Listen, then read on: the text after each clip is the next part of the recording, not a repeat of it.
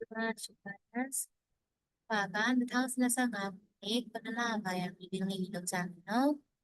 Naman nasa tawin nga, Junsan ka, puno meru te, tano marete iru koto wa, turi ka. Tano mimas ka, tang sudi, tano mare mas ka, tang su kanati. Tano mare mas, tang su kayati. Tano mimas, tang sudi, tano mare mas, တောင်းဆိုခံရတဲ့ကိစ္စကဘာလဲတဲ့။အကြည့်မယ်။ဆန်းရှုပြီးခဲ့တဲ့အပတ်ကဆေးဟင်းဆိုတဲ့ကုန်ပစ္စည်းရဲ့ဟာပြောခိုင်စာတမ်းဖတ်ပွဲကိုအဲဒီကရှိပြောဆေးဟင်းတွေရဲ့ဟာပြောခိုင်ရဲ့ရှိပြောစာရဲ့စာတမ်းအဲ့ဒီစာရဲ့စာတမ်းကိုဘာနဲ့ရေးရလဲဆိုအင်္ဂလိပ်ဘာသာစကားနဲ့စာရဲ့ရေးထားတဲ့စာရဲ့စာတမ်းတွေကိုချက်ကိုရှိတဲ့くれてありがとうございますတဲ့ချက်ကိုしてもらった後တင်စစ်ဆေးပြီးတဲ့နောက်ကစကိုရှိနည်းနည်းလေးဘုံလျှော့စာကြောင်းတွေကိုထပ်ပြီးတော့ကိုဟာထပ်ပေါင်းထည့်ခဲ့တယ်ဆိုရခါရအဲ့ဒီနောက်နာအိုစတာဟိုကအီအီအမားပြင်လိုက်ရင်ပိုကောင်းမယ်ဆိုတဲ့နေရာလေးတွေအတိုဘိုက်စုအကြံဉာဏ်ပေးခြင်းတဲ့နေရာလေးတွေဂရာဖူလေးတွေထပ်ပြီးတော့စကူရီမတ်တာပြုလုပ်ခဲ့ပါတယ်တဲ့ပြန်ပြောမယ်နော်ပြီးခဲ့တဲ့အပတ်ကဒီစာရွက်စာတမ်းတွေကိုချက်ခုလုပ်ပြီးသားချက်ခုလုပ်ပြီးတဲ့နောက်မှာထပ်ပြီးတော့အကြောင်းအရာအသစ်တွေကိုကိုကနေထပ်ပေါင်းခဲ့တယ်ပြန်ပြင်ပြီးခဲလုပ်ခဲ့တယ်စကူရီမတ်တာပြုလုပ်ခဲ့တယ်ပေါ့နော်အဲ့လိုမျိုးပြန်ပြင်လုပ်ထားတဲ့စာရွက်စာတမ်းတွေကိုထပ်ပြီးတော့ဒီ email နဲ့အတူတူပို့လိုက်အောင်မယ်အတွက်ကြောင့်မိုးအီတီတို့နောက်တစ်ချိန်လောက်မိတဲ့မူရာယမဆန်ကကြည့်ပေးပါလားသူပြင်လိုက်တဲ့အစိတ်အပိုင်းတွေကိုအနီရောင်စာလုံးလေးတွေနဲ့ရေးထားပါတယ်။အဲ့ဒီအနီရောင်စာလုံးလေးတွေနဲ့ပြင်လိုက်တဲ့ဟာလေးတွေကိုတစ်ချက်လောက်ပြန်ကြည့်ပေးပါလားတဲ့။ဒါဆိုနံပါတ်1今週中にもう一度နောက်ထပ်တစ်ကြိမ်စာရဲ့စာတမ်းတွေကိုကြည့်ပေးရမယ်။နံပါတ်2今週中ဒီတစ်ပတ်အတွင်းရှိလျော်သောချက်ခုကိုစုရုတမယ်နိခိမူရာဆန်နိအာဟုတွေ့ရမယ်။နံပါတ်3今週中に日本語の資料ဂျပန်လိုရေးထားတဲ့စာရွက်စာတမ်းတွေကိုအင်္ဂလိပ်လိုပြန်ပြီးတော့အမှားပြင်ရမယ်။ဒီမှာနာအိုးစုတွေအဥတွေလောက်ဆရာမလို့နော်။ဘာပြန်လို့ရုံပဲလဲဆိုမိုးအီချီတို့နောက်တစ်ချိန်လောက်ထပ်ကြည့်ပေးရုံပဲ။နောက်တစ်ခု今週中に新しい治療スクールနောက်ထပ်စာရွက်စာတမ်းအသစ်တစ်ခုကိုပြုလုပ်မယ်။အဲ့တော့မိနာစနုစာပိုင်းလေးကိုပြန်ဖတ်ကြည့်1နဲ့3လေးဘယ်ဟာဖြစ်နိုင်မလဲစဉ်းစားကြည့်ပေါ့နော်ဖြေကနံပါတ်1ပါနောက်တစ်ပုဒ်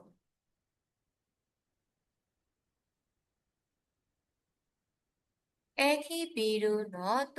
別窓口ဒီ特別窓口မှာできることလုံနိုင်တဲ့ကိစ္စကဘာကိစ္စဖြစ်မလဲတဲ့စာပိုင်လေးကိုတော့ဖတ်လိုက်တော့မီဒိုရီတိုရှောကန်က4လပိုင်း1ရက်နေ့ကနေ6လပိုင်း30ရက်နေ့အထိဟိုကြီးစောက်လုံရေးစောက်လုံရေးလုပ်တဲ့အတွက် Q ခန့်ဒီအစာအဦးကိုခဏလောက်အနားယူပါမယ်တဲ့ရှိကဆဆွေတချီယာနဲ့ခုကဆစန်ဂျူနီချီမာတဲ့ခိုးကြီးဆိုတဲ့စောက်လုံရေးရှိတဲ့အတွက်ကြောင့်ဒီအဆောက်အုံကြီးကို Q ခန့်ပိတ်ချင်ပါတယ်တဲ့အဲ့လိုပိတ်နေတဲ့ကြီးခိအချိန်ကာလမှာခိခန့်ဆိုတဲ့အချိန်ကာလမှာဒီမီဒိုရီတိုရှော့ကန်ကြီးကိုဒီမီဇူမီမိုရီအခီရဲ့အခီဝီရူကြားရရှိတဲ့3ထပ်မြောက်ကိုတွားပြီးတော့ဖွင့်ပါမယ်တဲ့ပြန်ပြောမယ်နော်ဒီစာပိုက်ကဘာလဲဆိုရင်4လပိုင်း1ရက်နေ့ကနေ6လပိုင်း30ရက်နေ့အထိမီဒိုရီတိုရှော့ကစောက်လို့ရလုံးမဲ့အတွက်ကြောင့်ဒီဘူတာမှာဒီတုခုပဲဆိုမာဒူကူကြည့်လေးကိုဖွင့်လှစ်လိုက်ပါမယ်ခိုးကြည့်ရှိတဲ့အတွက်ကြောင့် Q ခံပြီးတော့တပြည့်နေရာမှာသွားဖွင့်ပါမယ်တဲ့အဲ့လိုမျိုးတွားဖွင့်လိုက်တဲ့တုခုပဲဆိုမာဒိုကူကြီးမှာဘာတွေလုပ်လို့ရလဲဆိုရင် ယောရခုကြိုတင်ပိုကင်လုပ်ထားတဲ့စာအုပ်တွေကိုငှားလို့ရတယ်စာအုပ်တွေကိုငှားလို့ရတယ်ပြီးသွားရင်ခါရဲစုပြန်ပေးလို့ရတယ်စာအုပ်တွေကိုငှားလို့ရတယ်ပြန်ပေးလို့ရပါတယ်တဲ့ဟွန်းရရှင်ပွန်စာအုပ်တို့သတင်းစာတို့ဖတ်လို့ရတဲ့ဘာလျှော့နေရာကတော့အာရီမဆန်မရှိပါဘူးနာအိုဒါအပြင်ဟွန်းနောယော်ရခုကအင်တာနက်တို့နော်ယော်ရခုစာအုပ်တွေကိုကြိုတင်ပိုကင်လုပ်တဲ့အခါမှာလည်းအင်တာနက်ကနေပိုကင်လုပ်နိုင်တဲ့အတွက်အသုံးပြုသူမိနာဆန်တို့အတွက်ဘန်ရီအဆင်ပြေမယ်လို့ထင်ပါတယ်တဲ့အဲ့တော့ပြန်ပြောမယ်နော်ဒီစာပိုက်ကပုံမှန်ဆိုရင်မိတို့ဒီတူရှောကံမှာဖွင့်တာဒါပေမဲ့ဒီရက်ဒီက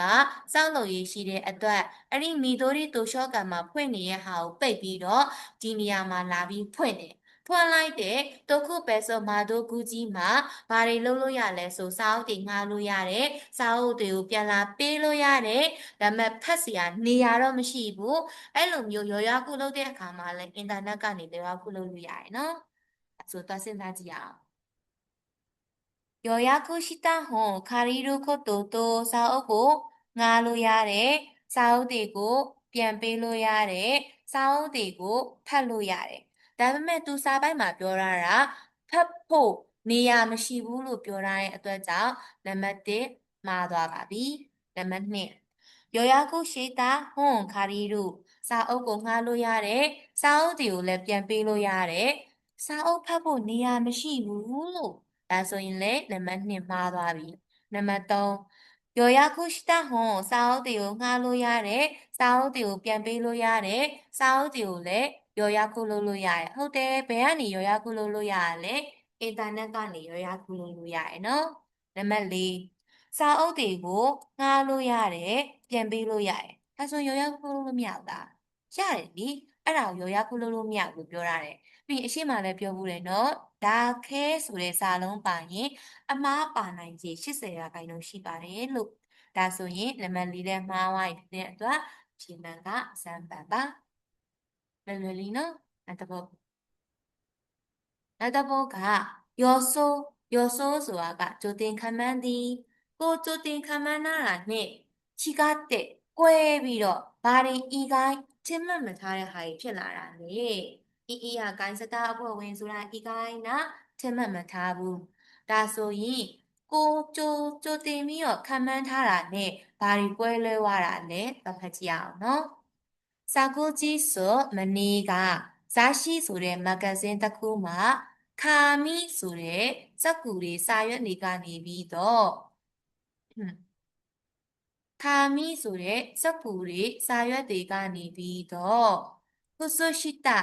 ခြေအိတ်ကိုလှုပ်တယ်ဆိုတဲ့သတင်းဆောင်မတစ်ခုကိုဖတ်ခဲ့ရတယ်။အဲ့ဒီသတင်းဆောင်ပါရဲ့တိုင်းတိုးရူဆိုတဲ့ခေါင်းစဉ်ကိုကြည့်လိုက်တဲ့အချိန်မှာကျွန်တော်ကစက္ကူခွက်လိုမျိုးခါမီကော့ပူဆိုတဲ့စက္ကူခွက်လိုမျိုးအချီတိုစတာတာရတကြိမ်သုံးပြီးသွားလို့ရှိရင်လွတ်ပြလိုက်ရတဲ့အမျိုးအစားလို့ထင်ခဲ့နေတဲ့ရှိကားရှိဒါပေမဲ့ရဲ့အနောက်မှာအဖြေလာပြီနော်ဒီနောက်ပိုင်းစာကြောင်းတွေမှသာအဖြေသတင်းစာအရာဆိုရင်အဲ့ဒီခြေအိတ်ကိုတခုပဲဆိုနာဣတုတခုပဲဆိုနာခါမိဂျောဘူးနာဣတုအရာကို special ဖြစ်နေတဲ့စာရွက်အမျိုးအစားတွေခိုင်ခန့်တဲ့အချီအမျိုးအစားတွေကိုတုံးပြီးတော့လှုပ်ထားတာရေတံလဲခံနိုင်တဲ့စမ်းတာခုကလျှော်သည်နော်လျှော်ပြီးတော့လဲနန်းတုံကိုအကြိမ်ကြိမ်အသုံးပြုနိုင်နေတဲ့အဲ့လိုမျိုးကတော့ရော်ဆိုးကြိုတင်ခန့်မှန်းထားတာနဲ့ခြေကားဖြစ်သွားတယ်သူပထမထင်ထားခဲ့တာကတစ်ကြိမ်သုံးပြီးရနဲ့လွှတ်ပြလိုက်လို့ရတဲ့အမျိုးအစားဆိုပြီးထင်ထားခဲ့တာလေဒါပေမဲ့ရဲ့အနောက်မှာအဖြေပါတယ်နော်ဒီသတင်းစာမှာပါတဲ့ဖနက်အမျိုးအစားကတခုပဲစနာခါမီတွေဂျောဘူးနာဣတိုတွေနဲ့လှုပ်ထားတဲ့အတွက်ကြောင့်ရေတံလဲခံနိုင်တယ်လျှော်လဲလျှော်နိုင်တယ်ဒါအပြင်နန်းတူမူစုခအဲရုအကြိမ်ကြိမ်အသုံးပြုလို့ရနိုင်တယ်နားလည်မလားမသိတေချာပြန်ဖတ်ကြည့်နော်အဲ့ဆိုတော့ကြည့်မယ်နံပါတ်1紙コップのような一度使ったら捨てる紙の靴下がある。တစ်ကြိမ်သုံးပြီးရနဲ့လွတ်ပြရတာမျိုးမဟုတ်ပါဘူးအကြိမ်ကြိမ်ပြန်သုံးလို့ရတဲ့ကုစုရှိတခြေအိပ်လေးပါနံပါတ်2ခီးကြီးတဲ့ရှောကိုင်းစာတဲ့တေဤတာကုစုရှိတဝတည်င်းဆောင်ပါမှာမိတ်ဆက်တဲ့ဒီခြေအိပ်ကရှော်လို့လည်းရတဲ့ပရိခါရဲ့စုအကြိမ်ကြိမ်လည်းပြန်သုံးလို့ရပါတယ်တဲ့ခီးကြီးတဲ့ရှောကိုင်းစာတဲ့တေဤတာကုစုရှိတဝယောက်ခုအာဇဲကိုစွတ်တဲ့ချွေးကိုကောင်းကောင်းဆုပ်ယူပြီးတော့စုခုနီချက်ချင်း၆တွေ့ပါနေတဲ့နံပါတ်၄နာဂိုင်းကြီးခံအချိန်အကြာကြီးဖက်နှက်စီးရတဲ့လူတွေဒီမှာဖက်နှက်စီးတာပါဦးမပါဘူးเนาะအဲဆိုတစ်နှစ်သုံးလေးစဉ်းစားကြည့်စာလေးကိုပြန်ဖတ်ကြည့်ဒီနာစံတို့ကပါချင်လဲပေါ့နော်သူဒီမှာနန်းတုံမိုစကာရဲ့တို့ပထမတော့သူကတစ်ချိန်ပဲသုံးပြီးလွတ်ပြရတဲ့ဖက်နှက်အမျိုးအစားလို့ထင်ခဲ့တာတစ်ချိန်သုံးပြီးရနဲ့လွတ်ပြရတဲ့ခြေအမျိုးအစားလို့ထင်ခဲ့တာဒါပေမဲ့အချိန်ချင်းသုံးလို့ရတဲ့ဖက်နှက်အမျိုးအစားဖြစ်နေတဲ့အတွက်အဖြေကဘာဖြစ်သွားလဲဆိုကိုရီခါရဲ့စုခက်ခါတလဲတဲ့လုပ်တည်ဆိုတဲ့နံပါတ်2ကမှန်သွားပါမယ်はいနောက်တစ်ပုဒ်လေးဆက်ကြည့်မယ်နော်နောက်တစ်ပုဒ်ကこの文章で患者လူနာတွေကဘယ်စနောတုကိုလိုက痛くなってきたတခြားနေရာတွေကနာကျင်လာပြန်နေဒီတစ်ချိန်ကတော့အဲ့ဒီနေရာကနာတာဆိုပြီးဘာကြောင့်အဲ့လိုပြောရတာလဲတဲ့။တော့ဖတ်ကြည့်မယ်။体が痛くて金具になじる病院に通っている患者ဆေးရုံလာပြတဲ့လူနာတွေကယောဂဝေဒနာခံစားရတာခံကြဆိုတဲ့လူနာတွေနော်ဘာလို့ဤတို့ကိုလို့သူတို့မကောင်းတဲ့နေရာတွေက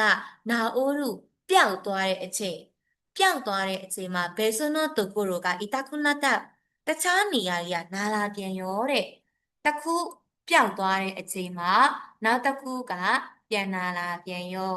ဒီတစ်ခါတော့နာတဲ့နေရာစွတ်ချိကိုနေရာနာတာဆိုပြီးတော့အဲ့လိုမျိုးစေကန်းလာပြကြတာရှိပါတယ်တဲ့このような場合ဒီလိုအခြေအနေမျိုးဆိုတာက実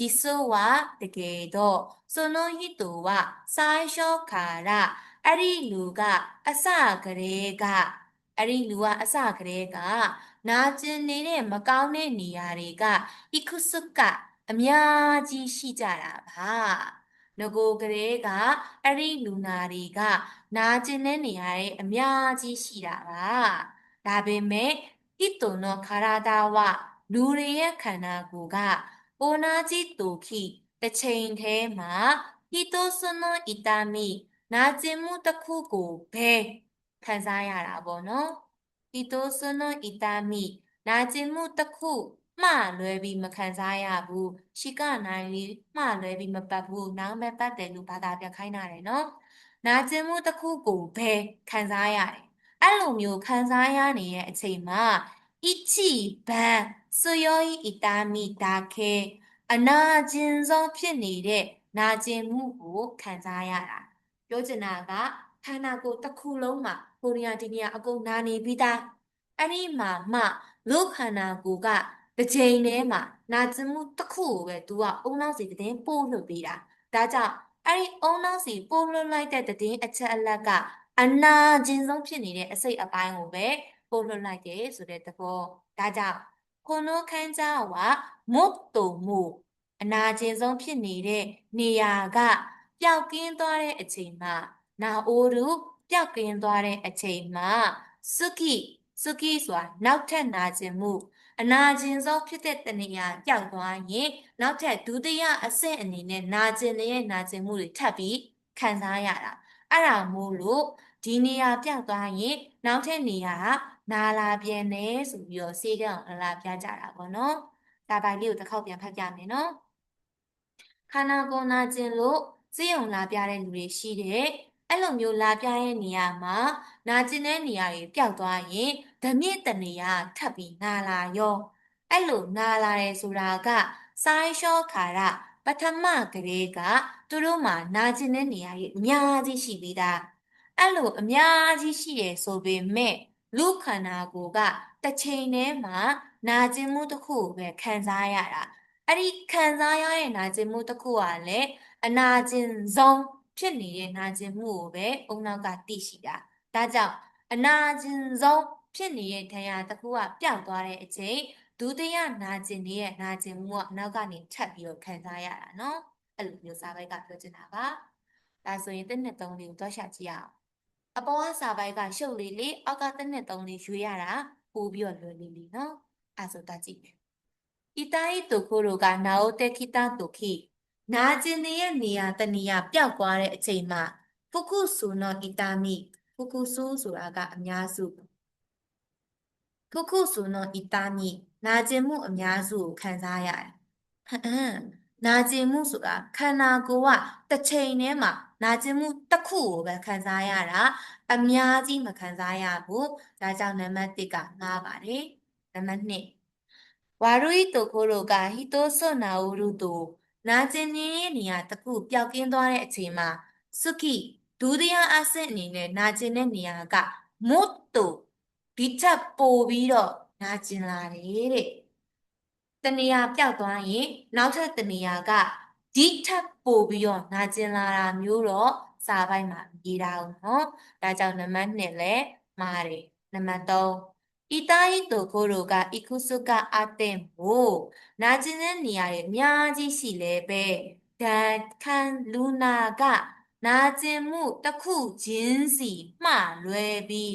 စွတ္တအေနိုင်စွတ္တအေတို့ကတဆင့်ပြန်ပြောသည်စာပိုက်မှာတဆင့်ပြောတယ်ဆိုတဲ့စကားမပါဘူးနာကျင်မှုခံစားရတယ်ဆိုတဲ့ခံစားချက်တွေပဲပြန်ပါတာပါတယောက်ယောက်တဆင့်ပြန်ပြောပြတယ်ဆိုတဲ့သဘောတဘာဝမပါဘူးဒါကြောင့်နံပါတ်3လဲမှားတယ်နံပါတ်4တင်းနဲ့3မှားနေတဲ့အတွက်ကြောင့်အပြည့်မှန်ရွံ့မှန်ဖြစ်ပြီပေါ့ဣတာခတာကိုခိုရိုနာကျင်ရဲ့နေရာတွေကယောခုနာရုကောင်းသွားတဲ့အချိန်မှာနောက်ထပ်နေရာတွေနာကျင်လာတယ်ဆိုတာကအပြည့်မှန်ပေါ့အနာကျင်ဆုံးဖြစ်နေတဲ့နေရာတနေရာပျောက်သွားရင်နောက်ထပ်ဒုတိယနာနေတဲ့နေရာကနာကျင်မှုတွေပြန်ခံစားရတယ်ဒါကြောင့်အဖြေကရွံ့ပါနော်နေပြီလားဖြည်းဖြည်းချင်းဖတ်နော်တေချာပြန်ဖတ်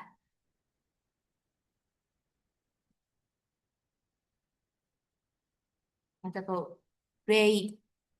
ဥပမာတစ်ချက်ရှိတယ်တဲ့အဲ့ဒီဥပမာကဘာလဲတဲ့